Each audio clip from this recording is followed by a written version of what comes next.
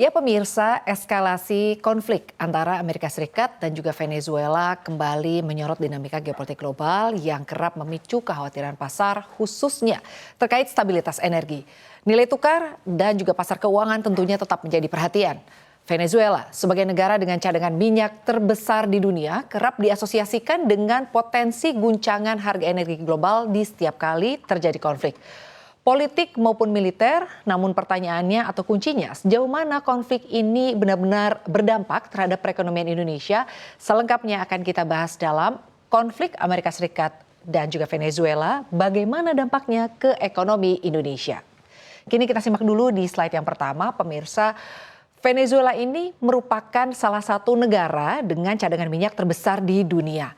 Pemerintah Indonesia melalui Kementerian Energi dan juga Sumber Daya Mineral atau SDM mengungkapkan krisis Venezuela yang melibatkan Amerika Serikat sejauh ini tidak memberikan dampak langsung terhadap pasokan maupun harga minyak di tanah air.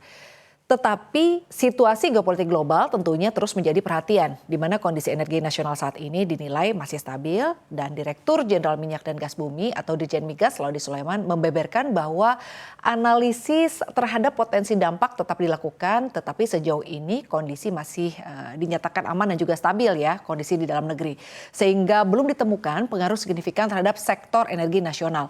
Oleh karenanya masyarakat secara umum ya diminta tetap tenang dan juga tidak berspekulasi yang berlebihan. Sebagai tindakan preventif, pemerintah juga menyiapkan skema antisipasi dalam menghadapi dinamika global. Termasuk konflik geopolitik yang berpotensi mempengaruhi pasar energi dunia. Pemantauan secara berkala terus dilakukan untuk memastikan ketahanan energi nasional tetap terjaga. Pemerintah juga memastikan tidak ada kemungkinan kenaikan harga bahan bakar minyak dalam waktu dekat.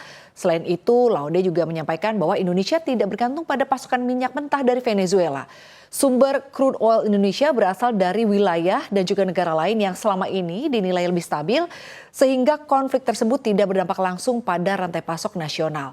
Meski demikian, pemerintah akan terus memantau ya bagaimana sebetulnya perkembangan situasi global dan juga melakukan evaluasi terhadap kemungkinan dampak lanjutan.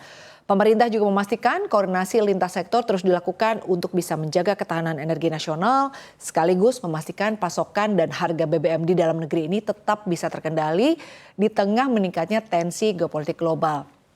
Nah pemirsa, jika pemerintah meyakini sektor energi ini tidak akan banyak terpengaruh, lalu bagaimana dengan sektor keuangan dan juga nilai tukar? Kita akan bahas di slide berikutnya. Ya, Menteri Keuangan Purbaya Yudi Sadewo menilai eskalasi konflik antara Amerika Serikat dan juga Venezuela ini tidak semerta-merta turut berdampak signifikan terhadap perekonomian Indonesia. Baik kalau kita lihat dari sisi inflasi, subsidi energi, pasar keuangan maupun nilai tukar rupiah. Menurutnya, faktor jarak geografis, keterbatasan peran Venezuela di pasar minyak global, serta kondisi suplai energi dunia membuat dampaknya ke Indonesia ini relatif cukup terbatas. Sementara kalau kita lihat dari sisi nilai tukar ya, beliau menyampaikan bahwa tetap melihat peluang dampak cenderung positif bagi rupiah, mengingat posisi Indonesia ini sebagai negara pengimpor minyak bersih. Nah, di sisi lain, Direktur Eksekutif Center of Reform on Economics atau CORE Indonesia, Muhammad Faisal menyatakan rupiah dalam beberapa hari terakhir pada awal 2026 sejak penangkapan Maduro ini sudah mulai melemah. Hal ini mencerminkan reaksi pasar dan juga mulai bergeraknya arus modal. Faisal mengingatkan hal ini sudah perlu diantisipasi pemerintah khususnya dari sisi moneter, terutama dari sisi pelemahan nilai tukar rupiah yang berdampak juga ke sektor keuangan. Faisal menyebutkan bahwa jika nilai tukar rupiah nanti melemah maka akan mengakibatkan biaya tinggi bagi sektor real terutama yang bergantung pada bahan-bahan baku maupun bahan penolong dan juga barang modal dari luar negeri. Hal senada juga diungkapkan Kepala Ekonom Bank Permata Joshua Pardede yang menilai dampak jangka pendek dari konflik Amerika Serikat dan juga Venezuela ke Indonesia akan mengalir melalui jalur pasar keuangan dan juga nilai tukar. Ia mengatakan saat ketidakpastian global naik, tentunya minat risiko investor ini menurun dan dolar Amerika Serikat nanti akan memiliki kecenderungan menguat. Sehingga arus dana ini bisa keluar dari aset negara berkembang dan efeknya rupiah ini berpotensi tertekan. Dan imbal hasil surat berharga negara atau SBN berpotensi naik. Sementara karena kalau kita lihat ya harga SBN ini kan turun ketika investor meminta kompensasi risiko yang lebih besar. Nah, kalau kita lihat juga rupiah saat ini sebetulnya terhadap dolar Amerika Serikat berada di zona pelemahan ya. Rupiah saat ini berada di 16.745 rupiah per dolar Amerika Serikat. Selanjutnya, bagaimana dampaknya terhadap sektor keuangan dan juga pasar saham kita? Kita akan bahas di slide berikutnya.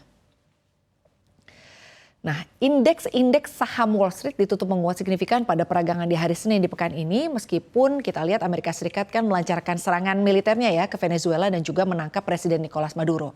Selain itu, pelaku pasar juga menilai langkah tersebut tidak akan memicu konflik geopolitik yang meluas dan juga diyakini tidak berpotensi mengganggu stabilitas pasar global. Dampak geopolitik Amerika Serikat Venezuela juga tidak berpengaruh terhadap bursa saham Asia.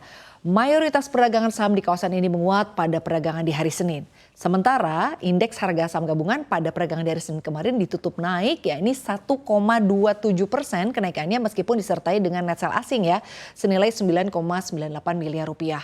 Menteri Keuangan Purbaya Yudi Sadewa menilai eskalasi politik antara Amerika Serikat dan juga Venezuela belum memberikan dampak signifikan terhadap perekonomian Indonesia, khususnya pasar saham. Menurutnya reaksi pasar setelah peristiwa serangan Amerika Serikat ke Venezuela dan juga penangkapan Presiden Nicolas Maduro justru menunjukkan sentimen yang cukup positif. Sementara itu, peneliti pasar modal Indonesia, Reydi Okta mengatakan stabilitas makroekonomi domestik menopang kinerja indeks harga saham gabungan di tengah adanya konflik antara Amerika Serikat dan juga Venezuela. Menurutnya, pelaku pasar melihat konflik Amerika Serikat dan Venezuela belum berdampak sistemik terhadap pasar keuangan global sehingga tidak memicu aksi jual yang signifikan. Sementara itu pemirsa, kalau kita lihat dari dalam negeri, ia mengatakan IHSG ini ditopang oleh stabilitas makroekonomi, optimisme awal tahun, serta rotasi ke saham-saham di sektor komoditas energi dan juga emas yang diuntungkan oleh ketidakpastian global. Dampak isu Venezuela ke IHSG tentunya ada ya, tetapi terbatas dan juga bersifat sektoral. Jadi ini kalau dilihat bukan ancaman yang cukup serius ya bagi indeks secara keseluruhan. Intinya pasar Indonesia saat ini lebih sensitif pada kebijakan moneter dan juga fundamental domestik dibanding konflik geopolitik yang jauh dari kepentingan langsung ekonomi nasional.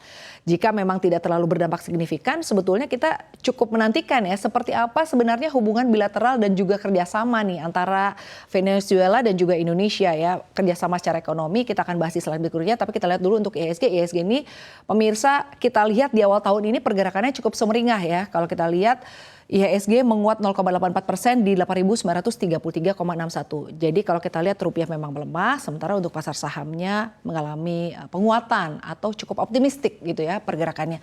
Kini kita lihat di slide berikutnya pemirsa terkait dengan bagaimana sebetulnya kerjasama perdagangan Indonesia dan juga Venezuela. Jadi pemirsa, Indonesia dan Venezuela ini memiliki hubungan diplomatik sejak tahun 1959 ketika Soekarno masih menjabat sebagai presiden. Soekarno pun populer di negara-negara Amerika Latin, termasuk Venezuela karena gerakan non-blok dan juga konferensi Asia Afrika yang diinisiasinya.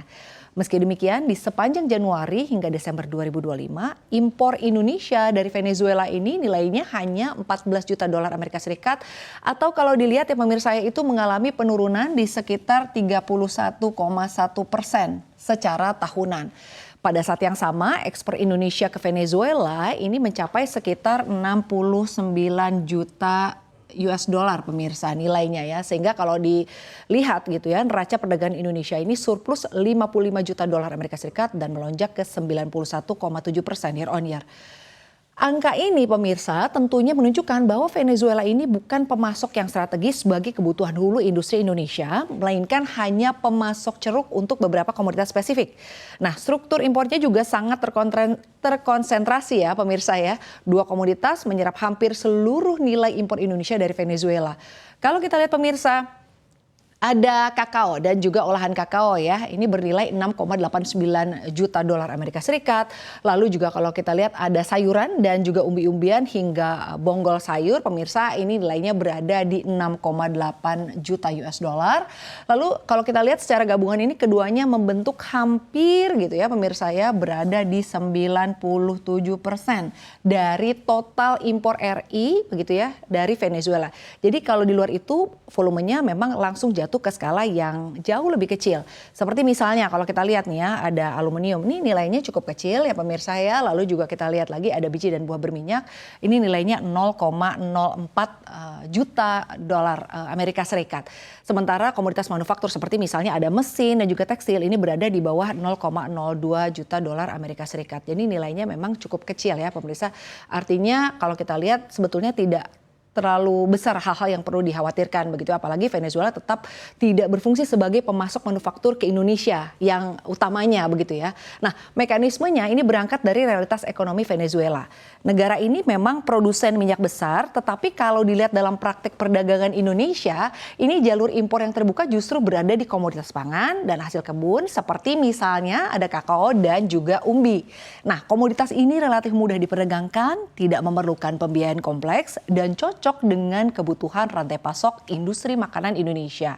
Sebaliknya, barang modal dan juga manufaktur dari Venezuela ini tidak kompetitif, baik kalau kita lihat dari sisi volume, harga maupun konsistensi supply.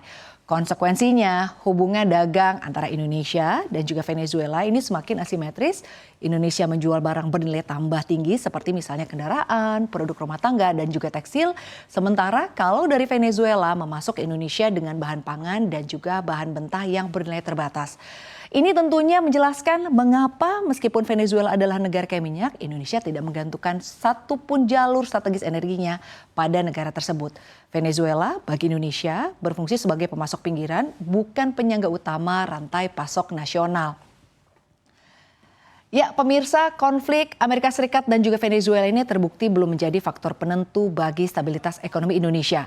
Ketahanan energi domestik, posisi Indonesia sebagai net importir minyak, serta minimnya ketergantungan perdagangan langsung dengan Venezuela membuat dampak konflik ini cenderung terbatas dan bersifat sentimen di jangka pendek di pasar keuangan.